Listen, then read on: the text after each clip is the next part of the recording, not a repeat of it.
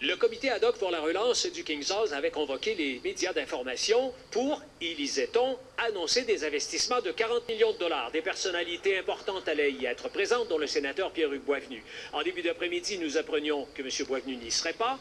Et un peu plus tard, une missive annonçait l'annulation de ce point de presse en raison d'un escalier à l'intérieur non sécuritaire. La vraie raison, c'est que, étant donné on avait des invités qui étaient censés être ici pour annoncer la nouvelle, il y en a un dans les invités qui avait de la mortalité, alors on a... Qui ou que croire?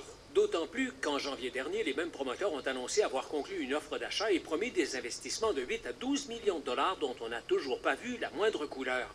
M. Bourassa insiste pour dire que la candidate conservatrice dans Mégantic-Compton a beaucoup fait pour faire avancer le dossier. Mais encore là, le domaine n'a toujours pas changé de main.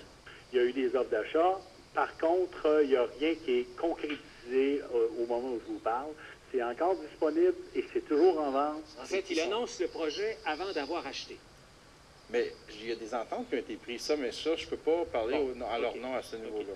Invité lui aussi à être présent à cette importante annonce, le maire de Compton a semblé surpris de constater qu'on prenait un peu vite les choses pour acquises. Est-ce que c'est vendu? Légalement. Ou est-ce que ce n'est pas vendu? Légalement encore, c'est pas signé.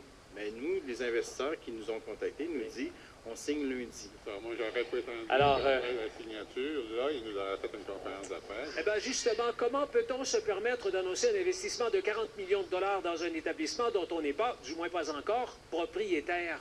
On va attendre à la semaine prochaine, j'ai l'impression. Marcel Gagnon, TVA Nouvelles, Compton. De toute la démarche et on verra si...